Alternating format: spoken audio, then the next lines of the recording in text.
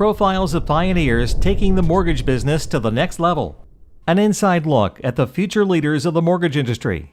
Sponsored by Angel Oak Mortgage Solutions.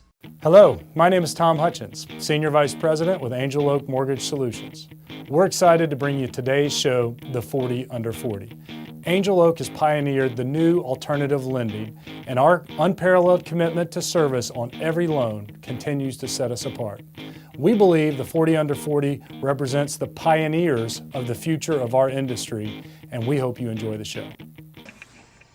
Hi, I'm Jacqueline Sendra, special correspondent here with the Mortgage News Network. I have Andy Harris with Vantage Mortgage Group here with us today. He's a fellow 40 under 40. Welcome, Andy. It's so nice to have you here on the show.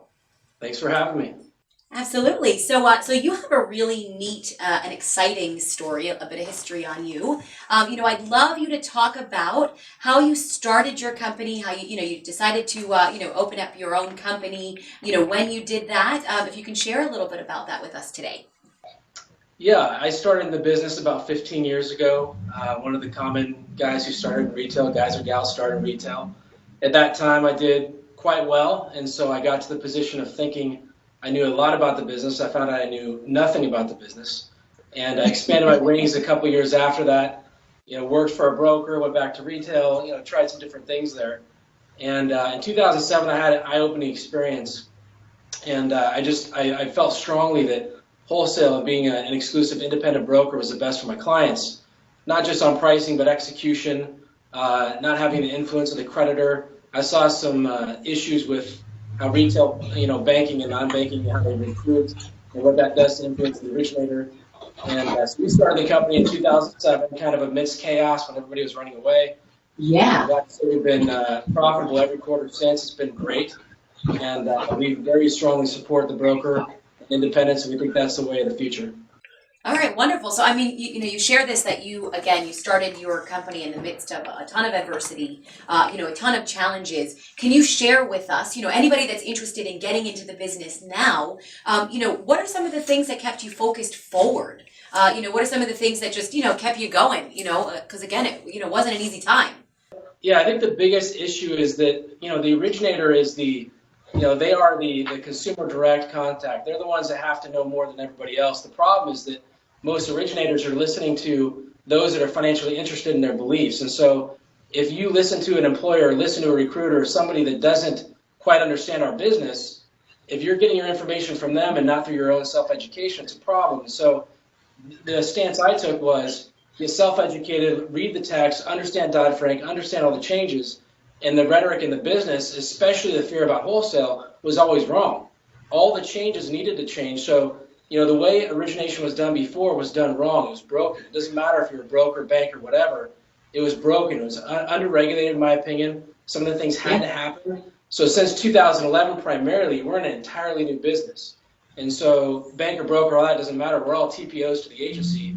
And so now we're in a position where the new broker moving forward, and the reason why we remained a broker and we were steadfast there is because I understood the text. I countered all the things that were completely wrong about wholesale, and they all came to fruition today, and now it's the best time in history to have that independence. We see lenders competing in wholesale. To better explain, in wholesale lending, iron sharpens iron. Lenders compete on pricing and execution for our client's business. In retail and correspondent, lenders compete for recruiting originators, not for consumers' business. So they have to have originators to get to consumers' business. And that's why, in my opinion, again, there are some good companies on the retail correspondent side, but that's why you see a lot of MSAs, some of the RESPA violations, all the other things going on this side, because they have to get that attraction to try to get the originators there, either to develop the business or cover that higher overhead in retail. And so it's not having that influence and seeing it from a macro level. You see everything as a broker. You see every product overlay guideline. Post-TRID especially. Yeah. TRID made good lenders look bad, and we're killing retail right now in execution because we got 30 lenders competing in one pricing engine, all the same margin, the most transparent, only channel you can't steer. We've got basically the best wholesale lenders. I would say primarily non-banks that are the best customer service and execution with the best staff that we don't have to pay, all of our team members and business partners. It's awesome. It's great.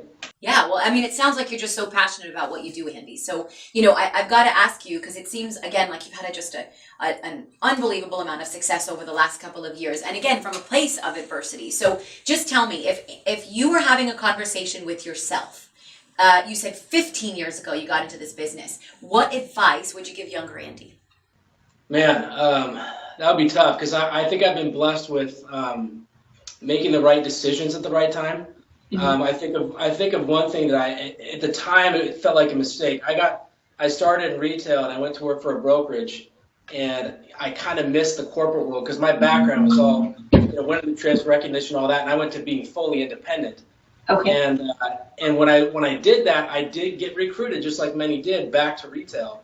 And the reason why I don't think that was necessarily a mistake is because when I looked at how they operated, and in my honest opinion, very large company, how out of compliance they were, and how many restrictions there were, it opened my eyes in this business that I don't want to work for corporate America. I want to create a small business that can have my values, that can be more compliant, that can offer my clients very transparent options without steering to higher margins, all those different things.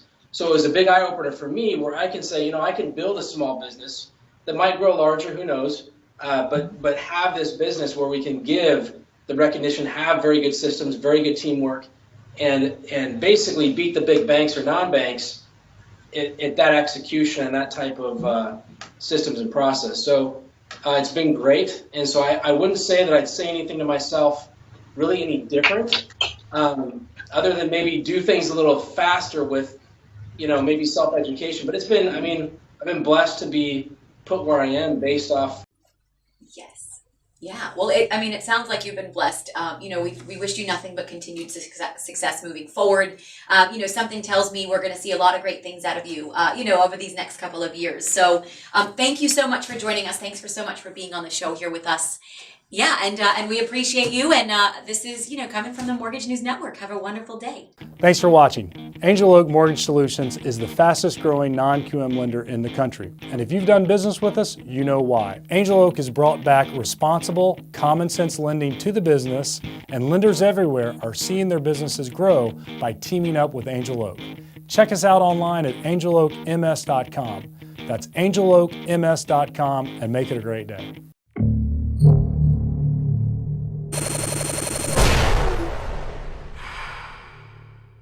This is Mortgage News Network.